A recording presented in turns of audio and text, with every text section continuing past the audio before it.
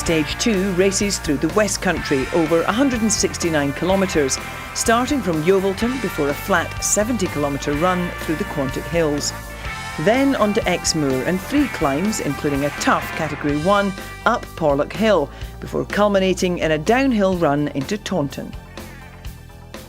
The route takes in much of Exmoor, with the Bristol Channel offering a spectacular backdrop. It winds through the narrow lanes of several pretty Somerset villages before finishing in the market town of Taunton. Well, the countryside really is quite spectacular, but it's demanding too. For the last couple of days, the sprinters have dominated, but things should open up today, and we should get an indication of who may be the eventual overall winner. One man hoping to make an impact is last year's winner, Denmark's Martin Pedersen. I feel really motivated, and I know probably today is the day maybe they could decide the whole race, because it's so open and the time difference is not that big, but I know it's going to be a hard stage. So if we're not going to be in the breakaway, we have to be ready from the first climb. Well, this is the rollout from Yeovilton. They're heading off to Taunton today on Stage 2 of the Tour of Britain. It's 106 miles, and the comment by last year's winner there, Pedersen, is absolutely right, because there's 86 riders within 1 minute of the yellow jersey, and today is a real tough day, and it'll all start really after about 54 miles when they get to Porlock Hill, which is a first category affair. And with squads only having 6 riders, T-Mobile might find it very tough to contain the keenness of the field as they launch the attacks. Well, after the first climb, there's around 50 miles left of pretty vicious terrain, so they're going to want to save their bullets. Well, we're heading towards the first of the hotspot sprints today. That's at Ottery. It comes after 11.6 miles. So Piet Royakkers, the overnight leader, will be trying to add extra points to his tally, but it's actually Christoph van Heerden that gets the 5 points, ahead of Zach Dempster from Serov and Kethoven, as at the front of the main field, it was the yellow jersey of Cavendish.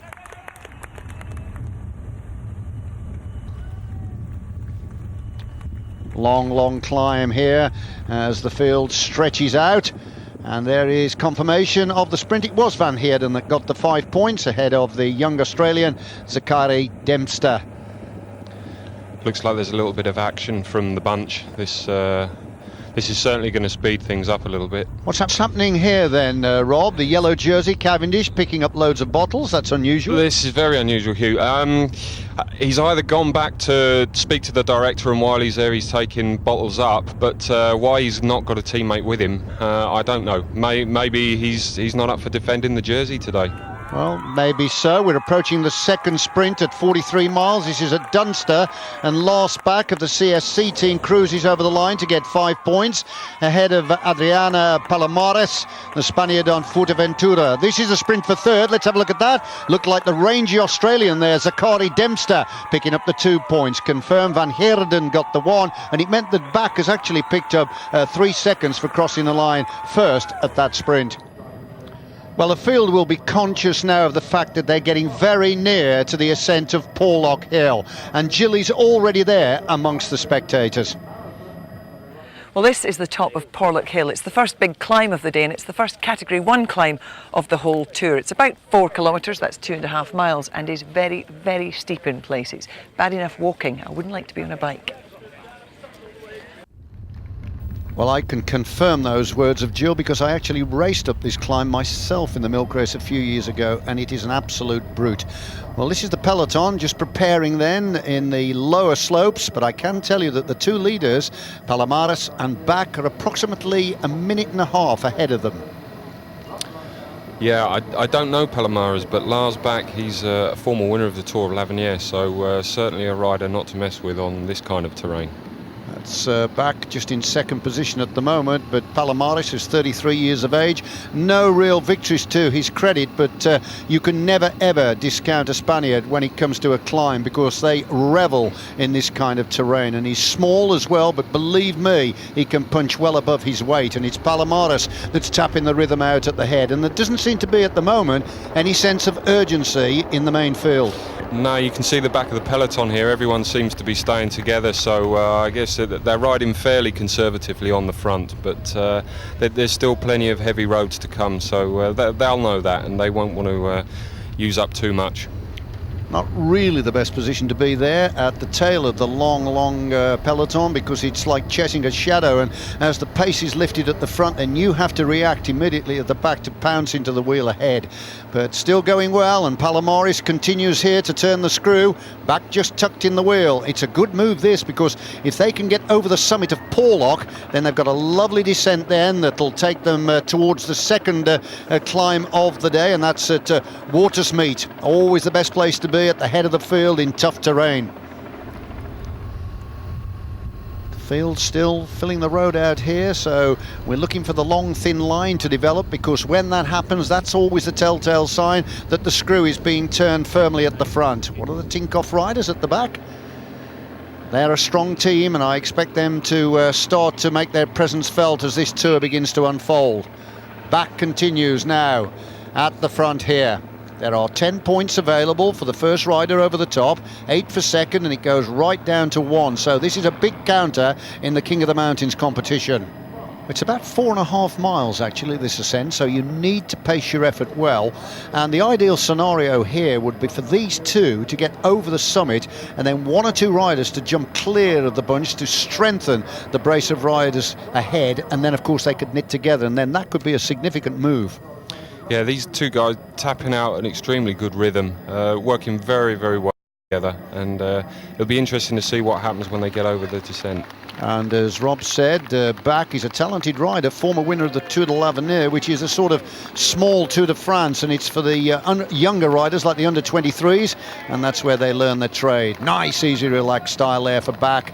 His hands in the middle of the bars, just turning that gear methodically, but it is the Spaniard still, Palomares, at the front, who is going nice and strong at the front. Under the trees and nearing the summit now. Contrasting sizes there, you can see the Danish rider Bach is very rangy, and the Spaniard small and punchy. That is the typical trademark size of a Spanish climber. Now then, this is the leader in the hotspot sprint competition at the back. That's Peert Royakkers of the Netherlands and the Skill Shimano team. So just behind him as well, we've got members of T-Mobile and Tinkoff, and you get the feeling that there's going to be a sudden eruption of power here at the head of the field, with them fragmenting as they chase down the two. Nearing the summit now, and there's a massive crowd waiting to greet the leaders. Palomares picks up the 10 points. Back, the Danish rider on CSC, gets the 8. And now they're going to set about plummeting down the descent and getting that big gear spinning. But it is unforgiving countryside here across Exmoor. It's never easy. In other words, you get over the top of the climb and still you're laboured as you still keep that rhythm going. And with only 2 riders away, there's still good points on offer for the sprint, so the peloton will still be trying to set themselves up and set their riders up. Yes, this is third spot being contested now, and this is worth 6 points, and that could be very valuable for riders that are bidding to try and win the King of the Mountains. That's the 4th place rider, that's David Blanco. He's a powerful Spanish competitor, a man who's actually finished in the top 10 in the Tour of Spain during his career. But it looked a little bit like Ben Swift, actually, that's gone away, the youngster from Rotherham. And we'll wait for confirmation of that, but it did look like Swift. It was, and it was David Blanco coming through into 4th place. So the youngster from Rotherham, who is actually known as a stagiaire here, which means he's an apprentice in this tour, riding on the Barlow World Team, and if he impresses the manager enough, he will be flagged up to be given a full pro contract. But the leaders continue now. They're over the top of Porlock, and the next climb that they will be tackling is Watersmeet at 68 miles. Lovely sight that, as the fields sweep around the hairpins. They'll be travelling at something along the lines of 50 miles an hour on these descents. Yeah, it's an extremely fast piece of road, this, Hugh, and it's quite a nice change after doing the long climb that they've done, but they've still got to try and save something for later on. Well, the next climb of Watersmeet is actually perceived to be a second category ascent, and you get 6 points for going over that first, and that runs down to 1. But that gives you an indication of the speed as they fly down this descent. You've got to be vigilant, because as the road twists and turns, you need to be just feathering those brakes. It's an interesting sight.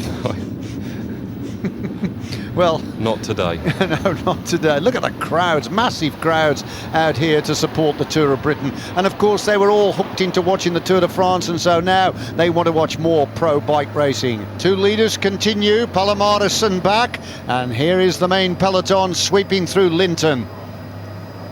Just breaking up a little bit, but that is normal, because it's hard to stay tight into the wheel when you're coming to left-handers like that. This is very difficult on the legs, this kind of section of road. You just come off a nice big fast descent, and then you're braking into a corner and you're straight onto the climb again. Now this is the group that's broken away from the front of the peloton, and they are about to pick up the leaders. In fact, they have done, so that front group has now grown, and we've got 4, 5, so this is a useful little group here. Palomares and back have got company. Now then, this is an interesting development, because we're on the second climb of Watersmeet at 68 miles, and I can't see actually a T-Mobile rider amongst that group. No, I think they've all seemed to have missed it. Whether they've ridden too hard earlier on in the race remains to be seen, but this is certainly a hard part of the stage now. Well, there's just under 40 miles to go. Now what's happening here?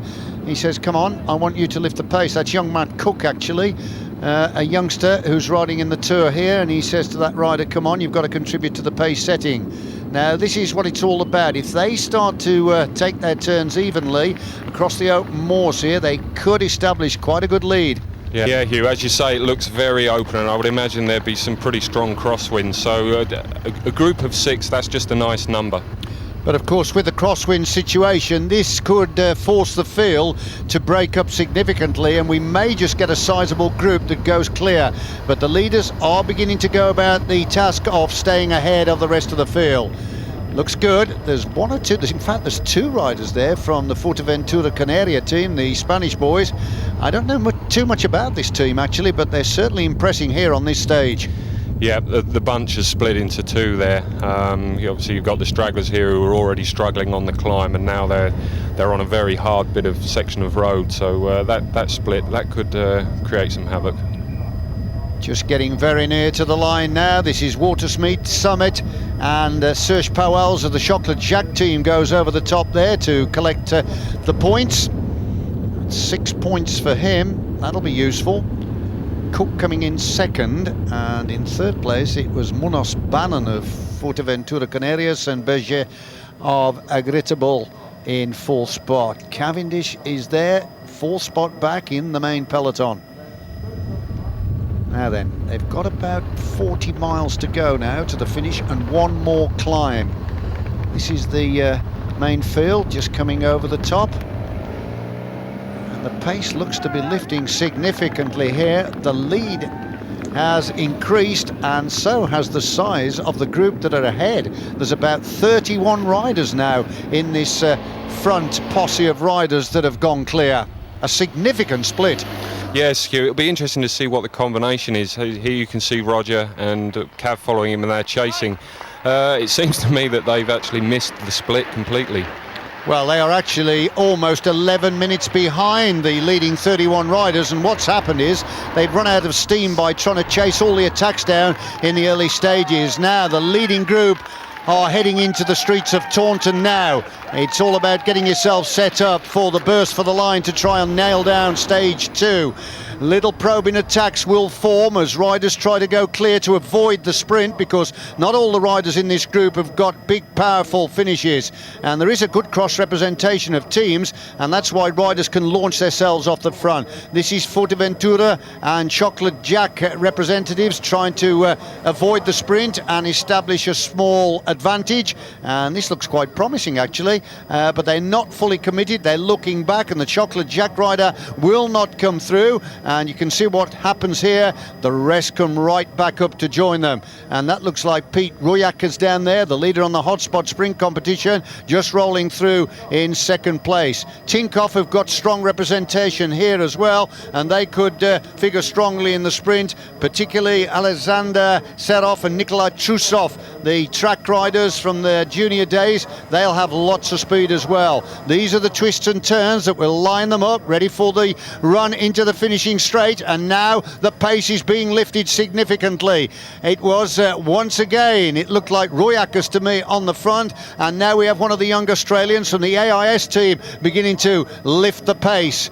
Coming towards the final bend that will line them up then for the run to the line under the gantry. It's getting very, very exciting indeed here now. And Luke Roberts, also of the CIS team, the Australian gold medal winner for the team pursuit in Athens, is amongst them as well. So he's got a lot of horsepower. That looks like Trusov to me going on the other side of the road, and Roberts reacts to try and get in the wheel. Oh my goodness me, look at that. That looked like Hunter coming through, and he looked to collide with the Australian at the side, but it's Trusov on the right being challenged by Roberts. Oh, it was so close, but Trusov, the 22-year-old Russian, just about got his nose in front there. Roberts coming through for third, and I think it was Romain Foyou, the Frenchman on Agritabel, that got third. But look at the melee here, riders all over the place. There seems to be more bikes than bodies, Hugh. Whether anyone's gone over the barriers, I don't know. But, well, Stephen Ketoven, he's down there, the green jersey, so that's costly for him. Let's have another look at it. That's Robbie Hunter trying to come through the middle. He's found a way. Oh, and the Australian just leant on him, and he leant on Pedersen, last year's winner, and subsequently down went Ketoven. Now what happens, they all have to cross the line. This is Dan Lloyd, who is a very good British bike rider. They all have to cross the line, but they will be awarded the same time as the winner, because the crash occurred in the closing 3 kilometres. That's the green jersey, Ketoven, and he has taken a serious whack. Just look at this.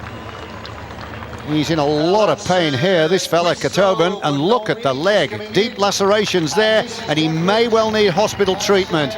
He's one of the Fuerteventura riders coming over the line. I think that's Atecha limping over the line there. This is last year's winner, Pedersen. Look at the state of the jersey. Now then, where's the bike? That's the... Oh, look at the bike. The forks have completely snapped in half. Now, these pictures were provided to us by a fan in the crowd, taken on his mobile phone. Oh, there is just nowhere to go, and all the rest of the field, it's just like actually entering into the scrum of a rugby match.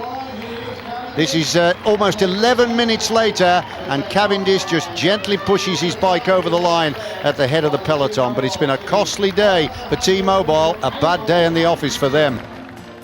A dramatic climax to stage 2, Russia's Nikolai Trusov avoiding the crash to win in Taunton ahead of Australian Luke Roberts riding for CSC. Daniel Fleeman, one of the DFL cycling team, the first British rider to finish the stage. So that win gives the Tinkoff credit rider the lead in the general classification, 8 seconds ahead of Luke Roberts, but he now has a lead of 10 minutes and 54 seconds over the early race leader, T-Mobile's Mark Cavendish. A big day then for Trusov, enjoying his first professional win. He heads the points competition and claims the yellow jersey. The King of the Mountain competition is now led by the Chocolat-Jacques rider Serge Pauwels. The young Belgian rider was first over 2 of the stage's 3 climbs and now has a 1-point lead over Adrian Palomares. For me it was a good day. I felt quite strong. In the beginning there were some breakaways, but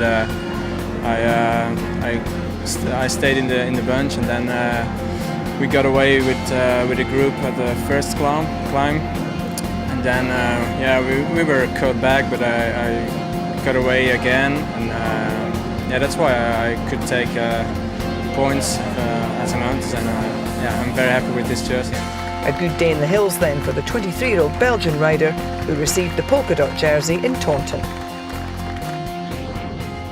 If you follow bike racing, you see more than your fair share of crashes, and it always amazes me just how resilient the riders are and how quickly they get back on the bike.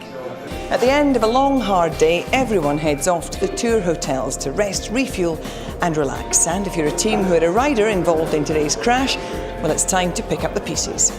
Yeah, it was very unfortunate for us and for Martin today, of course. We were in an ideal position. The South Australian team was leading out the sprint for Gene Bates, and unfortunately somebody cut in on the inside of the corner who then clipped the wheel and then careered into the side of Martin and took Martin out and 10 other riders into the barriers. You don't feel it that much when it just happened because your adrenaline is pumping, and it don't feel that bad because you want to get up and get on going and finish the race. Yeah, I didn't break anything. I had a lot of bruises everywhere. Yeah, it was a big tumble, so I don't think there is a part of my body where I don't have a scratch or are hurt. But yeah. In one way, we're lucky that Martin's still fine and he'll be fit to ride tomorrow. But on the other hand, it could have been a victory in the Jersey today.